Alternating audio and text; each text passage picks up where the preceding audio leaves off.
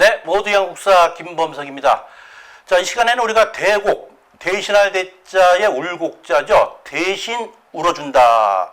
이런 뜻의 이 용어네요. 자, 그래서 지금으로부터 한 100여 년 전에 우리나라의 어떤 이 문상 문화를 한번 반추하는 그런 시간을 갖도록 하겠습니다. 자, 부제로 제가 한국 여성의 눈물로 삭은 치마라고 이렇게도 해놨습니다. 자, 우리나라의 여성을 아주 단적으로 표현한다면은 정말 한스러운 삶을 살다가 일상을 마친 그러한 기구한 운명의 주인공이 바로 여성이었다라는 점을 한번 제가 부각시키고 싶어요. 자, 눈물. 물론 남자들도 눈물 흘리겠지만은 특히 눈물은 우리 한국 여성의 전유물이라고 해도 과언이 아니겠죠. 그래서 유독 눈물에 대한 이런 한자도 몇 가지가 있죠. 한번 볼까요? 자, 처음에 나오는 누가 있네요. 자, 이거는 여러분들 볼 때 상당히 좀 생소한 그런 한자죠. 글자 자체는 간단하지만은 상당히 깊은 뜻을 가지고 있는 그러한 글자라고 볼 수가 있겠습니다. 옆에 물숫자가 있고 오른쪽에 눈목자가 있는데, 자, 눈가에 눈물이 지금 고이는 거죠. 눈물이 고이는 거. 그러니까 뚝뚝뚝 떨어지는 그런 눈물은 아니에요. 하지만 뭔가 저 여성을 보면은 눈가에 눈물이 고여 있고, 좀 약간의 뭔가 좀 안쓰러운 그러한 모습을 보는 이라 하여금 느낌을 주는 그러한 누가 바로 이 눈물 누, 뭐 뉴라고도 해요. 그 다음에 조금 강도가 좀 높은, 이거보다 조금 농도가 높은 그 누가 바로 눈물 누자죠. 같은 눈물이죠. 자, 이것은 한자를 보게 되면은 왼쪽에 이제 당연히 눈물을 뜻하는 그런 이 물숫자가 있고, 그 다음에 오른쪽은 이게 집이란 뜻의 직이면 숫자인데 집이에요. 집에서 흐르는 눈물, 직역하면. 그 다음에 가운데 보면은 이제 개견자가 있죠.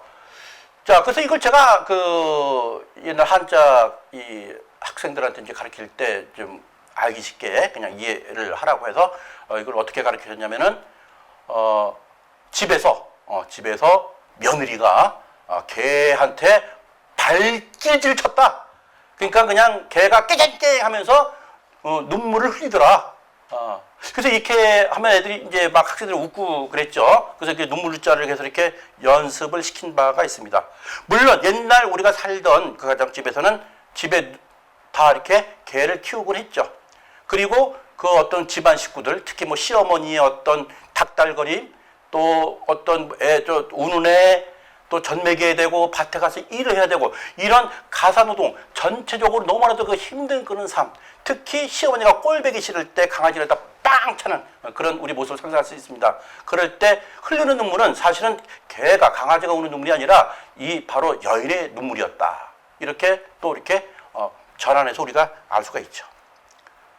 자, 그리고 이제 곡이 있죠. 곡은 아예 대놓고 우는 거죠. 입구자가 2개 있네요. 이 곡도 보면은 밑에 개견자가 있어가지고 원뜻은 뭡니까? 개가 밥 달라고 우는 소리가 원래 곡이에요. 하지만 이것이 우리가 일상생활할 때 아주 큰 소리로 아주 대놓고 엉엉엉 우는 이 곡이다. 그래서 눈물의 이 뜻은 뉴라고도 읽죠. 눈물 흐르는 약간의 눈가에 고이는 이런 눈물, 그리고 눈물 흘리는 거, 그리고 곡, 이렇게 세 가지로 한번 구분을 해봤습니다.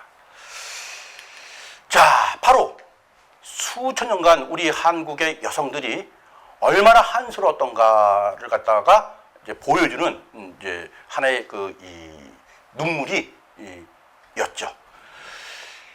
멀리 갈 곳도 없이 우리 조선 500년만 쭉 하다 보면은 그 성리학이라는 어떤 어떤 교조적인 그런 바탕에 500년이 지나왔죠. 이때 여성의 그 위치는 뭐였습니까? 그야말로 아버님한테 위로는, 그죠? 부모님한테 복종해야 되고, 결혼할 시집을 가게 되면 남편한테 또 복종을 해야 되고, 또 아들한테 또 복종을 해야 되는 그러한, 그러니까 자기의 정체성과 자기의 개성, 또 자기의 발전을 할 수 있는 모든 것이 다 이 폐쇄가 돼버리고 거기에 맞춰서 살아갈 수밖에 없었던 그런 여인. 여성이라고 남성과 다를 게 뭐가 있습니까? 감성이 있고 느낌이 있고 자유분방함이 있음에도 불구하고 그것이 모든 게 다 통계된 사회에서 시집살이와 이런 여러 가지 일을 하다 보니까는 자기도 모르게 목석화가 돼버리는 거죠. 자, 이 울분, 어디 가서 풀 데가 없어. 이 풀 데가 없는 것이 바로 눈물로서 나타나는 한많은 여인으로 우리가 다가 이렇게 이해를 할 수가 있는 거죠. 그래서 눈물로서 자기의 모든 울분을 갖다가 다 태워버리는 그런 연서 작업이 바로 눈물이었다. 그래서 우리가 보통 1960년대, 70년대 제가 어릴 때 이렇게 부모님하고 이렇게 또는 영화관을 갈 때 눈물 없는 영화는 거의 없었어요.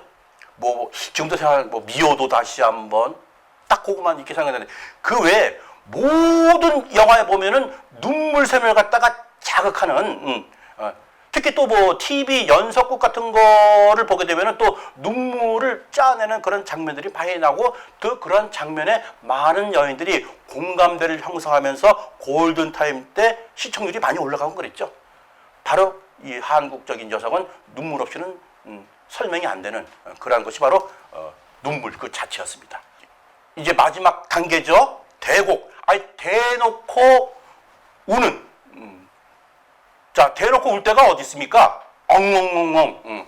그게 바로 상가집이었어요. 이때 한 100여 년 전까지만 해도 보통 우리가 이제 그 부모님 돌아가시면은 3년상을 치른다 그러죠. 그래서 부모님이 돌아가시면은 이 상주 이렇게 해서 뭐 이렇게 옷을 입을 때도 무명으로 된 거 이렇게 이걸 갖다가 이제 뭐 바늘로 실로 이렇게 묶어서 다니는 그런 모습. 지금은 뭐 거의 뭐 볼 수가 없는 적이지만은 이때 사람들이 이렇게 무명으로 한 것마다 이분이 지금 상중에 있구나 해서 이런 것을 단 사람한테는 뭐 거의 뭐 시비조차도 안 걸고 그랬던 것이 1960년대, 70년대의 어떤 한 풍경이었죠. 자, 상청이라고 들어보세요. 상청. 이 상청이 뭐냐면은 뭐 어머니나 아버지 또는 할머니가 돌아가셨을 때 어떤 집에다가 어떤 모시는 그런 장소죠. 그러니까 고인의 뭐 유품이라든가 고인이 썼던 뭐 여러 가지를 갖다 이렇게 또 영정 사진을 해가지고서 3년 상에 마칠 때까지 보통 이렇게 이제 상청을 그 상망 때 뭐 매월 초 또는 보름 때 이렇게 고인을 기리는 그런 장소를 집에다가 빈소 비슷하게 만들어 놓은 곳이 바로 상청이었죠. 보통 이제 할머니나 부모님이 돌아가시면은 이제 당연히 우리 집안 식구들은 와서 이제 그 고인을 기리면서 울고 뭐 이렇게 하는 거는 매우 이제 자연스럽고 가족이기 때문에 그 일가 친척들이 와서 이제 뭐 애통해하고 그런데 전혀 일면식자도 없고 물론 이웃이니까 일면식자가 없다고는 볼 수 없죠. 이웃의 부녀자들이 와서 돌아가신 고인을 위해서 대신 울어주죠. 그게 바로 대곡이에요. 하면서 자기가 치마 폭을 갖다 이렇게 막 이렇게 이제 막 적셔가면서 아주 한스럽게 울죠. 자, 우리 집안 식구도 아닌데 왜 저렇게 구슬프게 울까? 남들이 볼 때는 우리 집이 상을 가겠는데 와서 아주 그냥 우리 가족보다 더 그냥 슬프게 우니까는 우리 상귀 입장에서는 얼마나 고맙죠. 고마워요. 하지만 여기서 우는 잘 알지도 못하는 여인들이 와서 어디 저기 상당했어 가서 곡하러 가야지. 그래서 대신 막 우는 것은 바로 그 돌아가신 분을 위해서 우는 것이 아니라 자기의 한탄스러움을 갖다가 표현할 수 없는 것. 여기다가 들어붙는 거죠. 되게 보면은 이렇게 우는 여인들을 갖다 이렇게 쭉 보게 되면은 남편한테 구박을 받거나 또는 이때는 또 첩제도라는 게 좀 있었죠. 첩이라는 게 있어가지고서 본처한테 막 구박당하고 멸시당하고 또 시어머니한테 하도 그냥 못 살게 막 당하고 또 시집살이 있고 고된 시집살이 또 새벽같이 가서 저녁 늦게까지 농사일 해야 되고 이런 자기의 어떤 그 자유라는 것은 전혀 그 무시당하고 목속화된 자기의 한스러움을 갖다가 표현할 어디 좀 그 뭐라 그럴까요? 스트레스 풀 데가 없어. 이런 스트레스 풀기 위해서 남의 집 상층에 가서 아주 한스럽게 우는 이것이 바로 한국적인 여인의 어떤 옛 풍습이었다 이렇게 볼 수가 있겠죠. 그것이 바로 대곡입니다. 대곡. 자, 그래서 이 특히 우리 조선시대 때 이 구감할 때 특히 여자들이 많이 즐겨 입었던 이 치마. 치마 보면 우리 알죠? 열두복 치마에서 치마에서 이렇게 눈물 이렇게 닦는 거. 이 치마가 3년 정도는 눈물이 젖어 있지만이 삭혀 있지만이 비로소 시집살이 자리를 잡는다. 이런 말도 있었어요. 그래서 오죽하면은 여자가 죽을 때 그 눈물을 적셨던 그 치마를 갖다가 죽었을 때 관 속에다가 같이 넣어서 매장을 했다는 어떤 전라남도의 어떤 풍습도 있고 그랬었죠. 자, 치마와 대곡은 한국 여인의 어떤 실존의 어떤 이 조건의 하나였죠. 자, 대곡. 지금 오늘날 현대를 살아가는 우리에 있어서 상당하면은 헝헝헝 울고 나의 어떤 속에서 그 울분을 토해내는 그러면서 자기만의 어떤 카타르시스를 갖다가 느낄 수 있는 그러한 시대는 지금 그러한 시대에는 이미 흘러갔죠. 지금은 뭐 상당했으면은 가서 빈소에 이게 그 조의를 하고 또 시간 되면 잠깐 유래 얘기 나누고 지인들하고 덕담 나누다가 가고 그리고 3일 뒤에 바로 모든 것이 끝나고 또 일상생활로 돌아가는 그런 것이 오늘날 현대 또 상문화죠. 참으로 격세지감을 느낍니다. 자, 오늘 이 시간에는 우리 한국 여성들의 어떤 한스러운 눈물 요거에 대해서 간략하게 한번 정리해봤고요. 이러한 그 눈물, 자, 잊혀져간 우리 한국사의 한 페이지를 한번 되새겨 봅니다. 자, 대곡 한번 우리 꼭 기억해 주시길 부탁드리겠습니다. 자, 모두의 한국사 김범석이었습니다.